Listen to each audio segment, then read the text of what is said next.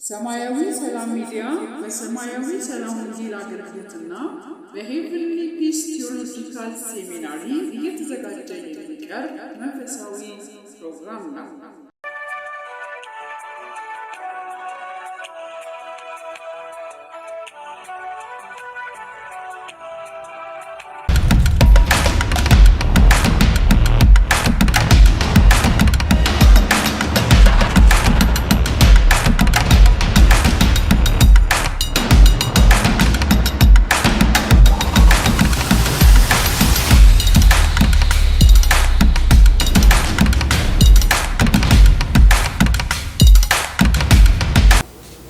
እና እንዲህ አይነት ነገሮችም ደርሷል። ያው በግሌ ግን እኔ እንደ ክፉ አልቆጠርኩም። አለ በኢየሱስ ክርስቶስ ዘመንም እንደዚህ አይነት ነገር ነበረ። በኢየሱስ ክርስቶስ ጊዜ የተቀበሉም ነበሩ፣ ያልተቀበሉም የተቃወሙም ነበሩ። እና ስለዚህ ይሄን ነገር ተቀብዬ ወደ ጸሎት ነው የመጣሁት። እንደውም ኢቭን በጣም መጸለይ ጀመርኩኝ። በጣም በኃይል በእግዚአብሔር ፊት ስለዚህ ነገር መጸለይ ጀመርኩኝ። አሁንም ባለው ሁኔታ ያ እልህኛ መሆናችን አለመመለሳችን እንደው በምድሪቱ ላይ የከፋ ነገር እያመጣ ነው። ቤተክርስቲያን ላይ የከፋ ነገር እያመጣ ነው። ምንሰማቸው ምናያቸው ነገሮች በሙሉ ከባይብል ውጪ የሆነ ከመጽሐፍ ቅዱስ ውጪ የሆነ ከእግዚአብሔር ሐሳብ ውጪ የሆኑ ነገሮች እየወጣ ነው የመጣው። እና ስለዚህ ወደ እግዚአብሔር አሁንም ምለው ጩኸቴ ወደ እግዚአብሔር እንመለስ።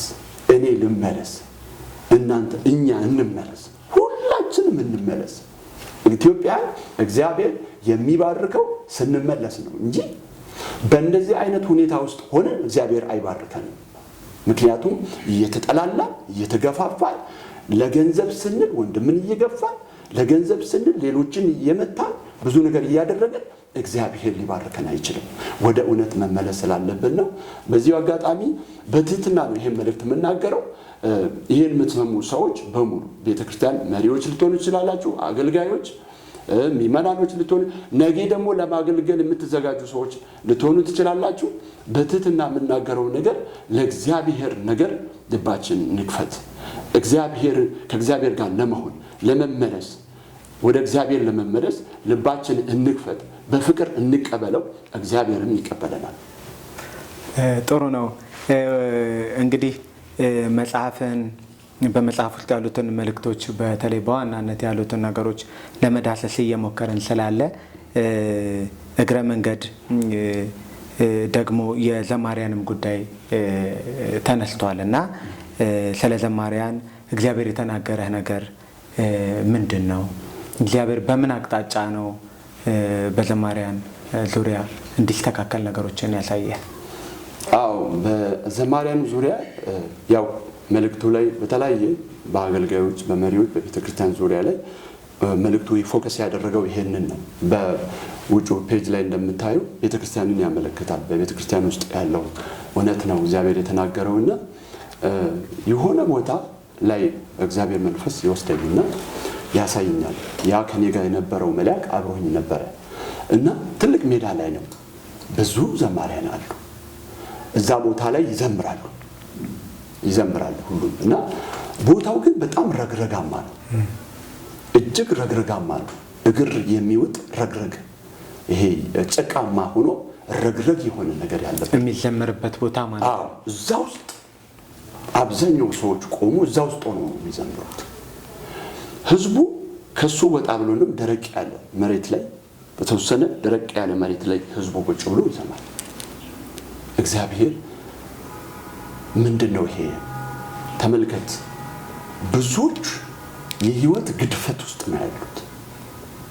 በኃጢአት ውስጥ ሆነው በአመጽ ውስጥ ሆነው መስዋዕት ለኔ ነገር እንደውም ህዝቡ ይሻለኛል አለ።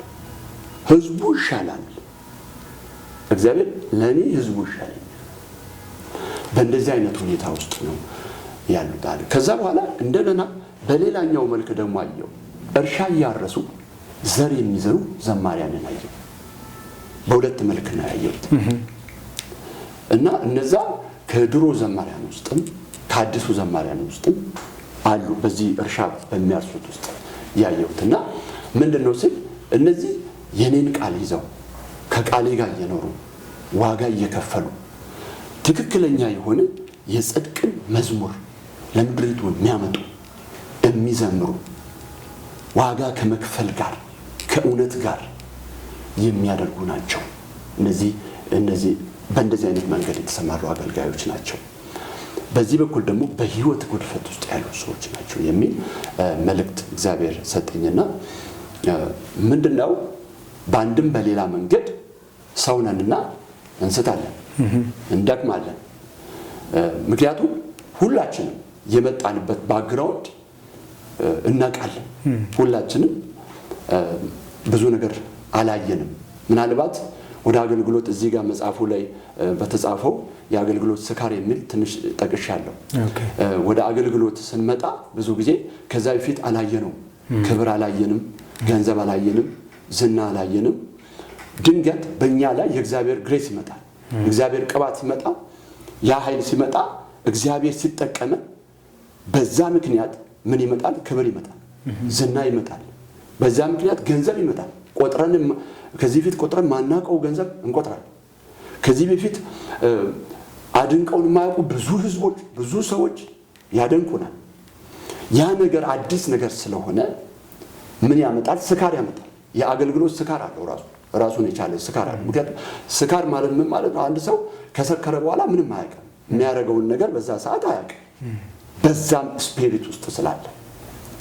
ስለዚህ በዛ ወቅት ገንዘብም ሲመጣ ገንዘብን ለተፈለገው ዓላማ ሳይሆን ለሌላ፣ ክብርም ሲመጣ፣ ወንበርም ሲመጣ፣ ዝናም እንደዛው ሲመጣ ለሌላ ዓላማ መጠቀሚያ እናደርጋለን። ለራሳችን ፍላጎት፣ ለስጋዊ ፍላጎት እንጠቀማለን። በዛን ጊዜ እንያዛለን። ዓለም በምትፈልገን ወጥመድ ውስጥ እንገባለን። ሰይጣን በገንዘብ ይፈልገን ይሆናል፣ በገንዘብ ወጥመድ ውስጥ እንገባለን። ስለዚህ በዚህ ዙሪያ ላይ ያው ቆም ብለን ማሰብ እንዳለብን አስባለሁ። ቆም ብለን ማሰብ እንዳለብን አስባለሁ። ምክንያቱም ቀደም እንዳነሳሁት ያንን ሐሳብ ወደ ኋላ ሄጄ የነገርኩት ሰዎች ልባቸውን ለእግዚአብሔር ነገር ክፍት ማድረግ አለባቸው። እግዚአብሔር ለሚያወራው ነገር፣ እግዚአብሔር ለሚናገረው ነገር ምላሽ መስጠት አለብን። መልሰን ጀጀር መሆን የለብንም። ሁላችንም በአንድ ወቅት እንደክማለን። ግን በዛ ድካም ውስጥ መክረም ሳይሆን ከድካም መውጣት አለብን። ቅድም እንዳልኩት አገልግሎት የራሱ ስካር አለ ብዬ እንዳልኩት ያ ሁሉ ነገር ድሮ ማናቀው ነገር ወደ ህይወታችን ይመጣል። ቅድም እንዳልኩት ገንዘብ ቆጥረን አናቅም፣ ክብር አልነበረም፣ ዝና አልነበረም። ይሄ ሁሉ አንድ ጊዜ ሲመጣ ያሰክረናል፣ የማናቀው ነገር ስለሆነ። ስለዚህ ሁሉ ጊዜ ቆም ብለን ራሳችንን መመርመር አለብን። በአገልግሎት ውስጥ ስንሆን በእኛ ላይ እግዚአብሔር ምንም ያክል ተአምር ሊያደርግ ይችላል፣ ምንም ያክል ድንቆች ሊሰሩ ይችላሉ። ነገር ግን ያ ሁሉ ለእግዚአብሔር ክብር ነው፣ ለእኛ ጥቅም፣ ለእግዚአብሔር ክብር ነው የሚሆነው። ነገር ግን እዛ ውስጥ እኛ ቆም ብለን ራሳችንን ማየት አለብን። ስለዚህ ምንድነው ቅድም እንዳልኩት በዚህ ፈተና ውስጥ እንሆናለን። ክብር ሲመጣ በክብር ፈተና ውስጥ እንሆናለን። ገንዘብ ሲመጣ በገንዘብ ፈተና ውስጥ እንሆናለን። ዝና ሲመጣ በዝና። ምክንያቱም ሰይጣን ሰውየው በሚፈልገው ነው የሚፈትነው። ገንዘብ የሚወደውን ሰው በገንዘብ ይፈትነዋል። ዝና የሚወደውን ሰው በዝናው ይፈትነዋል። በሌላ መንገድ አይመጣም። ስለዚህ እነዛን ነገሮች ምን ማድረግ አለብን? በትክክል መቆጣጠር መቻል አለብን። ያለበለዚያ ግን ምን ውስጥ እንገባለን? ኃጢአት ውስጥ እንገባለን። ማናውቀው ነገር ውስጥ እንገባለን። ስለዚህ ህይወታችን በአንድም በሌላ መንገድ ምን ይሆናል? ያድፋል። መንፈሳዊ ነገራችን ይቆሽሻል ማለት ነው። ስለዚህ ያንን ቆም ብለን ተመልሰን ከእግዚአብሔር ጋር መስማማት፣ ህይወታችንን ከእግዚአብሔር ጋር ማድረግ፣ ንስሐ መግባት፣ መመለስ በጣም አይነተኛ ነገር ነው። ምክንያቱም አገልግሎት ላይፍ ታይም ነው። አገልግሎት ዛሬ አገልግለን አንድ ዓመት አገልግለን 2 ዓመት አገልግለን 10 ዓመት አገልግለን የምንቀመጥበት ጉዳይ አይደለም። ላይፍ ታይም እስከ መጨረሻ ድረስ እስትንፋሳችን እስከሚለይ ድረስ የምናገለግለው አገልግሎት ነው። ስለዚህ ረጅሙን ዘመን ለማገልገል ምን ማድረግ አለብን? ህይወታችን ላይ መስራት አለብን። ዋናው ነገር የኛ ህይወት ላይ መስራት አለብን። ውጫዊ በሆነ ነገር ላይ መደነቅ የለብንም። ውጫዊ በሆነ ነገር ላይ ፎከስ መሆን የለብንም።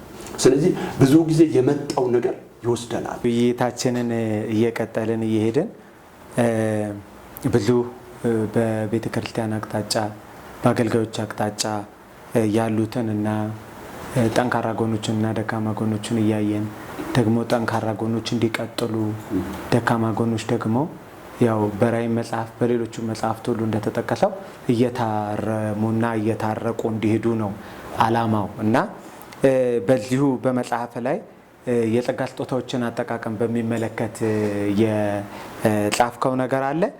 በተለይም ደግሞ የጸጋ ስጦታዎች በደንብ መስራት እንዳይችሉ የሚያደርጉ ችግሮች ተገልጸዋል እና ይሄ አገልጋዮችንና ምዕመናንን ስለሚጠቅም በዛ ላይ ደግሞ ያለህን ተጨማሪ ሀሳብ እንድትነግረን። በዚህ በጸጋ ዙሪያ ላይ እግዚአብሔር የተናገረኝ አንድ ጊዜ ይህ ጥያቄ ነበረኝ። እግዚአብሔር ሆይ ለምንድን ነው ጸጋ ማይገለጠው? ለምንድን ነው አገልጋዮች በገንዘብ ማይባረኩት? ሁለት ጥያቄ ነው በእግዚአብሔር ፊት ይዤ የቀረብኩት እና ብዙ ጊዜ ከልምምዴ እግዚአብሔርን እጠይቀዋለሁ። ወዲያው ያንን ነገር እግዚአብሔር በራዕይ ወስዶ ያሳየኛል። ያን ነገር ተንትኖ ምንድን ነው የሚለውን ነገር እግዚአብሔር ያስረዳኛል። በሌላኛው ጊዜ ስለ ገንዘብ የሚለውን በሌላኛው ጊዜ ልንመለስ እንችላለን። ስለ ጸጋ የሚለውን ነገር አሁን ማውራት እችላለሁ እና በዛ ወቅት ልክ በራዕይ ተወሰድኩና አንድ ስፍራ ላይ ደረሱ እና አፈር ተቆልሎ ነው ማየው። አፈር ተቆልሎ በአንድ ቦታ ላይ ያለው። ከዛ ይህንን አፈር ማሰው ቆፍረዋል። ቀደም እንዳልኩት ከኔ ጋር የነበረው መልአክ ያንን ስለኝ ያንን ሲቆፍረው በውስጡ እጅግ ብዙ ገንዘብ አየው። ገንዘብ ውስጡ ላይ አለ። ምንድነው ዝም ያ መልአክ ምን አለ? በረከት የናንተ ነው፣ ገንዘብ የናንተ ነው ብሎ አለ እና ነገር ግን ያ ነገር እንዳይገለጥ ዲመን እጁን አስቀምጦበታል፣ ጠላት እጁን አስቀምጦበታል ብሎ ስለዛ ተናገረኝና ስለ ጸጋ ሲሄድ ተጋርዶ አየው። ጸጋ የተጋረደ ነገር ነው እና ያኔ የተጋረደውን ነገር እንዲህ የምትከፍት እጅ አለ። ከተከፈተ በኋላ ትልቅ ስኖው በረዶ የሚመስል በጣም ነጭ ተራራ የሚመስል በረዶ አለ። በጣም ያብረቀርቃል። ለማየት ፈለጉ። ሄጄ ልነካም ፈለጉ እና ሄጄ ያንን ሲነካው ያ ልክ ዘይት ይመስላል። እንደገና ሲነካው ቅባት ይመስላል። እንደገና እንደዚህ ሲነካው የሆነ መና አይነት ነገር ይመስላል። በመጽሐፍ ቅዱስ ውስጥ ያለው መናም ይመስላል እና ቀምሼ ምንድን ነው? እንደገና ደግሞ እንደዚህ አመልሼ ሲነካው እዛ ውስጥ ብር የታሰሩ 10 ሺህ ብር ሆኖ የታሰረ አይነት የሚመስል እንትን ይላል እና እንደዚህ ሲያደርግ ብር ነው። ጸጋ አለ። ይህ ጸጋ ነው። ጸጋ ሁሉን ይሆናል። ኑሮ ብር ይሆናል፣ ዘይት፣ ቅባት፣ ሁሉንም ነገር ጸጋ ይሆናል አለ። ግን ይሄ ነገር ምን ብሏል? ተጋርዷል። የእግዚአብሔር ጸጋ ሲገለጥ እነዚህ ነገሮች ሁሉ ምን ያደርጋል? ያንቀሳቀሳል፣ ያመጣል። የእግዚአብሔር ጸጋ ይህን ሁሉ ነገር የተሸከመና የያዘ ነገር ነው። ነገር ግን ይሄ ነገር ተጋርዷል ብለዋል። ከዛ ለምንድን ነው የሚጋረደው? አንደኛ ጸጋ የሚጋረደው በኃጢአት ነው። ህይወታችን በኃጢአት ሲያዝ ሲቆሽሽ ጸጋ ምን እያለ ይሄዳል? እየተጋረደ እየተሸፈነ አይጠፋም፣ በውስጣችን ነው ያለው። ነገር ግን ምን ይላል? ይሸፈናል፣ ይጋረዳል። ምክንያቱም ቆሽሿል ህይወታችን። ጸጋ ሁሉ ጊዜ ንጹህ ነገር ይፈልጋል። መንፈስ ቅዱስ ንጹህ ነገር ይፈልጋል። በእኛ ሊሰራ በእኛ ሊገለጥ ሞር የተሻለ ትልቅ ነገር ለማድረግ መንፈስ ቅዱስ ንጽህናን ስለሚፈልግ ያ ነገር ግን ከቆሸሸ ምን አይልም? አይገለጥም፣ ይያዛል ማለት ነው።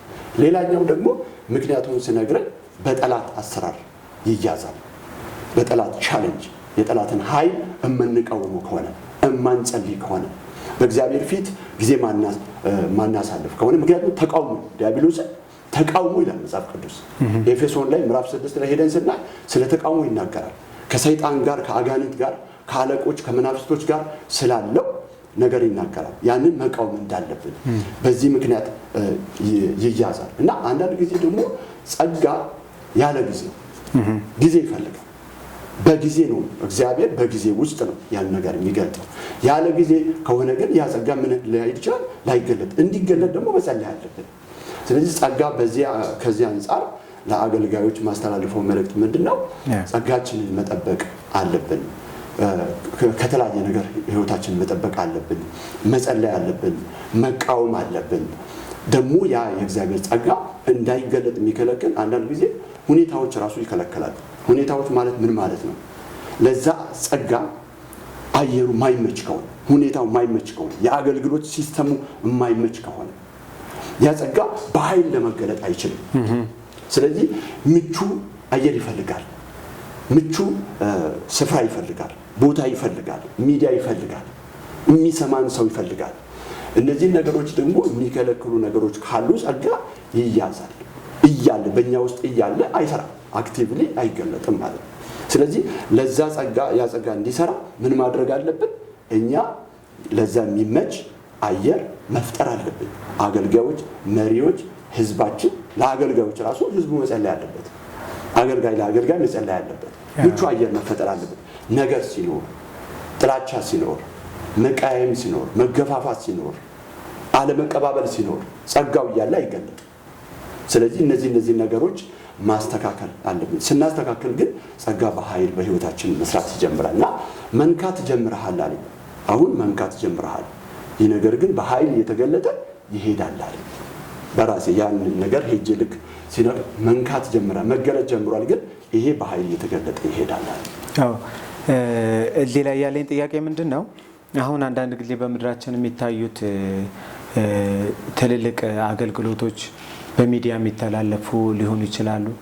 በትላልቅ ኮንፈረንሶች ብዙ ህዝብ የሚገኝባቸው አገልግሎቶች በተባለው አይነት ባርኮት ተባርከው ልናያቸው እንችላለን። ለምሳሌ አጋንንት ማውጣት ቢሆን፣ ፈውስ ቢሆን እንግዲህ እውነተኝነቱን መመርመር እንዳለ ሆኖ ማለት ነው እና አሁን ዝና ያገኙትን ገንዘብ ያገኙትን ሰዎች ወይም የኃይል ስጦታዎች በህይወታቸው ተገልጠው የሚያገለግሉትን ሰዎች ጤነኛ ህይወት ስላላቸው አሁን እንዳልከው ጸጋ በሙላት እንዲገለጥ የሚያስፈልጉ ነገሮች ስላላቸው ነው ብለህ ታምናለህ?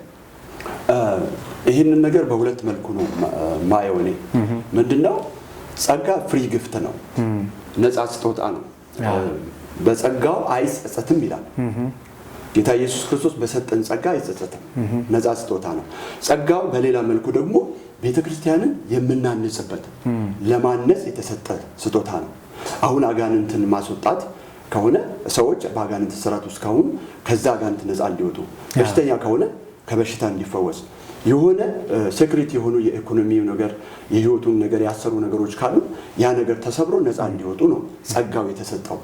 ያ ማለት ለማነጽ ነው፣ ለመገንባት ነው ጸጋ የተሰጠው። ጸጋ ግን ያ ጸጋ ግን ህይወት ሊሆን አይችልም። ህይወትና ጸጋ በጣም አሁን ብዙ በአገልግሎት ውስጥ ሰዎች የሚሳሳቱት ነገር ምንድነው? ጸጋንና ህይወትን አንድ አድርገው ነው። ጸጋ ቅድም እንዳልኩት አገልግሎቱን ለማነጽ ነው፣ ቤተክርስቲያንን ለመገንባት ነው የተሰጠው። ህይወት ግን ከእግዚአብሔር ጋር ያለ ሪሌሽንሺፕ ነው። ለዚህ ነው ጌታ ኢየሱስ ክርስቶስ በስሜ አጋንንት አላወጣንም ወይ፣ በሽተኛ አልፈወስንም ወይ፣ ታምር አላደረግንም ብሏል። ከወዴት እንደሆን አላውቃችሁም ማለት ምንጫችሁ እንኳን አላውቅም ማለት። እንዴት ነው ማያውቀው? በዚህ እኮ በጸጋው እኮ ታምር አድርገዋል። አጋንንት ፈውሰዋል፣ አጋንንት አስወጥተዋል፣ በሽተኛ ፈውሰዋል፣ ድንቅ ታምራት አድርገዋል። ግን አላውቃችሁም ለምን አለ? ኢየሱስ ህይወትን ነው የሚያየው። ህይወት በጸጋ መንግስተ ሰማያት መግባት አይቻልም። በህይወት ግን መንግስተ ሰማያት መግባት ይቻላል። በጸጋ ስጦታ ማለት ነው። አዎ በጸጋ ስጦታ። ጸጋ ስጦታ እያለ ህይወታችን ሌላ ሊሆን ይችላል። ህይወታችን ከእግዚአብሔር የተለየ ሊሆን ይችላል። ምክንያቱም ያ የተቀበልነው ጸጋ ቅድም እንዳልኩት ፍሪ ጊፍት ነው። በሰጠን ጸጋ ደግሞ እሱ አይጸጸትም። ያ ማለት ምን ማለት ነው? ጸጋው ሁሉ ጊዜ ይሰራል ማለት አይደለም። ጸጋው እኛ ከእግዚአብሔር ጋር ያለን ህይወት ጤናማ ካልሆነ፣ ያን ህይወታችን በትክክል ከእግዚአብሔር ጋር ንጹህ ካልሆነ ጸጋው በጊዜ ሂደት ምን እያለ ነው? እየደከመ ይሄዳል፣ እየቀነሰ ይሄዳል፣ እየቀነሰ ይሄዳል።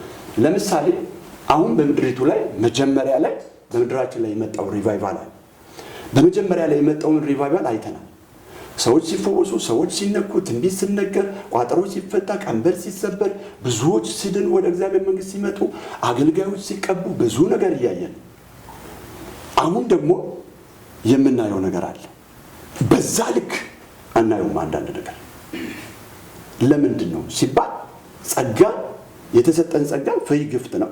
ጸጋን መጠበቅ አለብን። ቅድም እንዳልከው የህይወት ኳሊቲ ከሌለ ምን እየሆነ ነው የሚሄደው? እየቀነሰ ነው የሚሄደው። እየወረደ ነው። ሁል ጊዜ የሪቫይቫል ህይወት እንዲኖረን፣ ሁል ጊዜ የለውጥ ህይወት እንዲኖረን፣ ሁል ጊዜ እየጨመረ እየበዛ የሚሄድ ቅባትና ኃይል በህይወታችን እንዲበዛ የህይወት ንጽህና ዋና ነገር ነው። እሱ ከሌለ ግን ምን ይሆናል? ይያዛል ጸጋችን። ስለዚህ ከዚህ አንጻር አሁን ያለው ነገር ምንድነው? እግዚአብሔር ጸጋውን ሰጥቶናል። ነገር ግን ከዚህ ከህይወት ጋር ግን በትክክል ህይወታችን ከክርስቶስ ጋር ካስተካከልን ሞር በምድራችን ያለው አገልግሎት እየተገለጠ ይሄዳል። ብዙዎች ይድናሉ፣ ምድሪቱ ትፈወሳለች፣ ቤተክርስቲያን በብዙ በረከት ትባረካለች። ነገር ግን አሁንም መልሼ የምለው ምንድነው? ህይወት ላይ ትኩረት ማድረግ አለብን። ትኩረት ማናደርግ ከሆነ ያ ጸጋ ራሱ ምን ይላል? ይያዛል። እሺ፣ በመጨረሻ አንድ ጥያቄ ላንሳ። መቼም እግዚአብሔር ተናግሮ እግዚአብሔር ከተናገረ አንደኛው ማረጋገጫ ያው ትንቢቱ መመዘኛዎች አሉት። መጽሐፍ ቅዱሳዊ መሆኑ፣ ከጠቅላላው የመጽሐፍ ቅዱስ ሐሳብ ጋር መስማማቱ፣ በትክክለኛው የእግዚአብሔር ቃል መሰረት ላይ መመስረቱ አንዱ መመርመሪያ ነው። ሌላ ደግሞ ትንቢት እርግጠኝነቱ የሚታወቅበት ሌላኛው መንገድ ደግሞ ተፈጽሟል የሚል ነው እና አሁን እግዚአብሔር ተናግሮ በ2008 ነው ይህንን ራእይ የተቀበልከው። በ2012 መጽሐፍ ሆኖ ቀርቧል። ከዛ በኋላ ፍጻሜ ያገኙ ነገሮች አሉ በዚህ መጽሐፍ ተጽፈው ሰው የሚያውቀው ፍጻሜ ያገኙ ነገሮች። አዎ፣ መልእክቱ ያው ከመልእክቱ በኋላ ምን ፍሬ ታየ ለሚለው ነገር ያው በኮሮና ጊዜ ነው መጽሐፉ ታትሞ የወጣው። ከዛ በኋላ በኮሮና ጊዜ ውስጥ ለሰው ለማድረስ በጣም አይመችም ነበር። ዋን ቱ ዋን ለሚያውቀው ሰው እንደዚህ እየሰጠው ነበር የቆየሁትና ከዛ በኋላ ግን ደግሞ በይፋ በሌላ መልኩ በሌላ ሚዲያ እንትን ተብሎ ነበርና ከዛ በኋላ ምንድነው ፍሬው የመልእክቱ ፍሬው ለሚለው የአስቸኳይ መልእክት ስለነበረ በጊዜው ሰዎች ወደ እግዚአብሔር እንዲመለሱ ስለነበረ ከዛ ልክ ከኮሮና በኋላ ብዙ ጀጅመንት ሆኗል። ማለት ብዙ ሰዎች በዚህ መንገድ ያልተጠበቁ ሰዎች ሊያልፉ ይችላል። ምክንያቱም ወደ እግዚአብሔር እንዲመለሱ መልእክቱ ተነግሮ ነበር። መልእክቱን የተቀበሉ ንስሐ የገቡ ወደ እግዚአብሔር መንገድ የተመለሱ ሰዎች ተጠቃሚ ሆኗል። ፍሬውንም ደግሞ በሌላ መልኩ ደግሞ ሰዎች በዚህ መልእክት ንስሐ ገብተው እንደተጠቀሙ እንደታደሱ ኢቭን ከዛ በኋላ ህይወታቸው የጸሎት ህይወታቸው አገልግሎታቸው አቅጣጫ እንደቀየረ ሁሉ በግል እየደወሉ የነገሩን ሰዎች አሉ። በሳገኛቸውም እንደዚህ የነገሩን ሰዎች አሉና ፍሬው ይሄ ነው። በዚህኛው በኩል ጀጅመንት ሆኗል። ያው ብዙ ሰው የሚያውቀው ነው። ብዙ ትልልቅ ሰዎች አልፈዋል እና ቀጥሎ ደግሞ ሌላው በዚህ በኩል ደግሞ ብዙ ሰዎች ታንጸውበታል፣ ተባርከውበታል። ደውለውም የነገሩ አሉ። በአካልም በአገልግሎትም ሲያገኛቸው የተናገሩ ሰዎች አሉ። ረጅም ጊዜ እንደውም በጾም ጸሎት የቆዩ ሰዎች በዚህ መልእክት ምክንያት ንስሐ እየገቡ የቆዩ ሰዎች ደግሞ አገልግሎታቸውን ራሱ ከዚህ ነገር አንጻር ከዚህ መልእክት አንጻር አገልግሎታቸውን እንዳዩና በተለየ መንገድ ይዘው እየቀጠሉ እንደሆነ የነገሩኝ ሰዎች አሉና ይሄ ነው የመልእክቱ ፍሬ። አሁንም በቀጣይነት ያለቀ የቆመ አይደለም፣ እየቀጠለ ያለ ነገር ነው። እንደ ማኑዋል ኢቭን ኢፍ ይሄን መልእክት መጽሐፉን ለራሴ እንደ ማኑዋል ነው የምጠቀመው። በዚህ ውስጥ ሁሉ ጊዜ አነባዋለሁ፣ ሁሉ ጊዜ አየዋለሁ፣ ራሴን አየዋለሁ፣ አገልግሎቴን አያለሁ፣ እያንዳንዱን ነገር። ምክንያቱም ይሄ እንደ ማኑዋል ነው ለኔ ከእግዚአብሔር ቃል አንጻር ይሄን እግዚአብሔር ስለሰጠኝ ማለት ነው። በጣም ጥሩ። እንግዲህ በመጨረሻ አንተ የሄቨንሊ ፒስ ቴዎሎጂካል ሴሚናሪ የማስተርስ ፕሮግራም ተማሪ ነህ። የነቢያትን አገልግሎት ብዙ ጊዜ ሰዎች የሚያስቡት በአእምሮ ከማሰብ በአእምሮ ከመታደስ በእውቀት ከሚደረግ ነገር ውጭ አድርገው ነው የሚያስቡት እና እንደዚህ አይነት አስተሳሰቦች አሉና አንተ የነቢይነትን አገልግሎት ከትምህርት ጋር እንዴት አስኬድከው? ወይስ የዚህ ትምህርት ደግሞ ይሄ ሚዲያ የዚህ ኮሌጅ ሚዲያ ስለሆነ በነቢይነት አገልግሎት ላይ ምን ጨመረልህ? ምን አገኘህበት? ሚላው በዚህ ዙሪያ ላይ ያው ከኦፊሴ ጋር በተያያዘ ወይም ደግሞ ከተሰጠኝ ጸጋ አገልግሎት ጋር በተያያዘ የቴዎሎጂ ትምህርት ለኔ በጣም ጥሩ ነው የሆነው። ምክንያቱም ለምንድን ነው? መሰረቱ ነው የሚወስነው። መጀመሪያ ሰውየው ያለበት መሰረት ይወስነዋል። ከእግዚአብሔር ጋር ያለው ሪሌሽንሺፕ፣ ከቃል ጋር ከጸሎት ጋር የግሉ ህይወት ያወሳኝ። ምክንያቱም ብዙ ጊዜ ሰዎች ወደ ቴዎሎጂ ስኩል ሲመጡ ሁሉንም ነገር ከቴዎሎጂ ስኩል ወይንም ደግሞ ከባይብል ኮሌጅ እንደሚቀበል ማንኛውንም ነገር ከዛ ሙሉ በሙሉ እንደሚያገኙ አድርገው ቆጥረው ነው የሚመጡት እና ስለዚህ ያን ጊዜ ብዙ አይነት አመለካከት ብዙ ቪዎች ስላሉ በተለያዩ ቪዎች ውስጥ ይሄዱና ራሳቸውን ይረሳሉ። የነበሩበትን ወይንም ደግሞ የያዙትን ነገር ይጥሉና ሌላ ነገር ነው የሚይዙት። ስለዚህ ለኔ እንደው ከብዙ ነገር አንፃር ሼፕ አፕ ያደረገኝ የቀረጸኝ ብዙ ነገሮችን እንዲመለከት፣ እንዲያይ፣ እንዲጽፍ፣ እንዳነብ ሞር እንዳነብ በጣም አድርጎኛል እና እዚህ ኮሌጅ ውስጥ ደግሞ በጣም የተለየ ነገር ያየሁት ምንድነው? ሌላም ኮሌጆች ተምሬያለሁ። አዲስ አበባ ባይብል ኮሌጅ ተምሬያለሁ።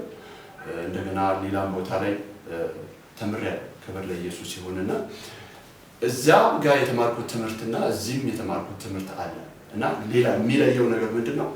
በተለየ አቅጣጫ በዚህ ዘመኑን በተመለከተ በተለይ በጌ ዙሪያ የተለያዩ ነገሮች የጽንስ ማውረድ የሚባሉ ነገሮች ላይ አዳዲስ እሾዎች ያሉበት ይህንን ነገር በተግባር ወረቀት ከመስራት በዘለለ ቸርች ውስጥ በግል ህይወት ውስጥ ከሌሎች ሰዎች ጋር ይህንን ነገሮች መስራት በመቻል በጣም ደስተኛ ነኝ እና ሌላ ቦታ ላይ የማይነኩ ቴዎሎጂ ስኩል ውስጥ የሚሰጡ እንትኖች አሉ፣ ኮርሶች አሉ፣ የታወቁ ኮርሶች አሉ። ግን ወጣ ብሎ ዘመኑ የቱ ጋር ነው ያለው? እዚህ ዘመን ውስጥ ምንድነው መሰራት ያለበት? ከአገር አንፃር ምንድነው መሰራት ያለበት? ለዚህ አገር ምን አይነት ሰው ነው መነሳት ያለበት? ምን አይነት ሰው ነው መቀረጽ መውጣት ያለበት ከቤተ ክርስቲያን ውስጥ ብለን በዚህ ዙሪያ ላይ በጣም ሰፊ ነገሮችን አግኝቻለሁ። ለራሴ በጣም ተጠቅሜበታለሁ፣ ተባርኬበታለሁ። በኮሌጁ ቆይታ ደግሞ ዝም ብሎ አይደለም ትምህርት ብቻ አይደለም፣ ላይፍ ተኮር እዛ ኮሌጅ ውስጥ በምናደርገው ትምህርት ከመማራችን በፊት የጸሎት ጊዜዎች አሉ፣ የዲስከሽን ጊዜዎች አሉ። እርስ በርስ ራሱ እየተገናኘ የምንነጋገርበት ጊዜ አለ። አንድን እሹ ይዘን ወጥተን በግላችን አስፍተን የመስራት አስፍተን የማየት ነገሮች አሉ እና በጣም ለራሴ ተጠቅሜያለሁ። ከነብይነት አገልግሎት አንፃር ሞር እንዲያየው ነቢያት ምንድን ናቸው? የነብይነት አገልግሎት በብሉይ ኪዳን በአዲስ ኪዳን እንዴት ነው? እኔስ በዚህ ዘመን እግዚአብሔር የሰጠኝን ይሄንን አገልግሎት ይሄንን ኦፊስ እንዴት ነው ማስቀጠል ያለብኝ? እንዴት ነው ይሄ መቀጠል ያለብኝ የሚለውን ነገር በሰፊው ከራሴ አንፃር ራሱ እንዲሰራ ወደፊትም በመጽሐፍ የሚተረጉሙ የሚወጡ ነገሮች እንዲሰራ አድርጎኛል እና ሞር አይንን የሚከፍት ነገር ነው ያገኘሁት። እግዚአብሔር ተመስገነ ይሁን። ስለዚህ እና ኮሌጁን በዚህ አጋጣሚ ቴንክ ዩ ማለት እፈልጋለሁ። አስተማሪዎችን በዚህ ኮሌጅ ውስጥ የሚያስተምሩ አስተማሪዎች ትሁት የሆኑ አስተማሪዎች ናቸው። በጣም ፍቅር የሆኑ ለማስረዳት፣ ለማስተማር፣ መንገድ ለማሳየት በጣም ዝግጁ የሆኑ የግል ጊዜያቸውን የሚሰጡ በግል ጊዜያቸው ኢቭን የሚያማክሩ አስተማሪዎች ያሉበት ዶክተርም እንደዛው በጣም በየትኛው እሹ ለመናገር ለመጠየቅ ብንፈልግ ኦፕን ነው። ሁሉ ጊዜ ማግኘት እንችላለን፣ ሁሉ ጊዜ መጠየቅ እንችላለን እና እኔ በጣም ደስተኛ ሆኛለሁ። በዚህ ዙሪያ ላይ ብዙ ነገሮችን የተጠቀምኩት እግዚአብሔር ይመስገን። እናመሰግናለን ስለሰጠህን መጽሐፍን በሚመለከት ስለሰጠህን ማብራሪያ። በቀጣይም ደግሞ እነዚህንና መሰል ጥያቄዎችን ይዘን እንደምንገናኝ ተስፋ እናደርጋለን። እናመሰግናለን። እኔም አመሰግናለሁ። በቀጣይ በሌላ ፓርቲቱ የምንገናኝ ይሆናል። መጽሐፉም ሁለተኛ ፓርቲቱ እየተሰራ ስለሆነ የምንገናኝ ይሆን ስለምችል እኔም በዚያው አጋጣሚ አመሰግናለሁ።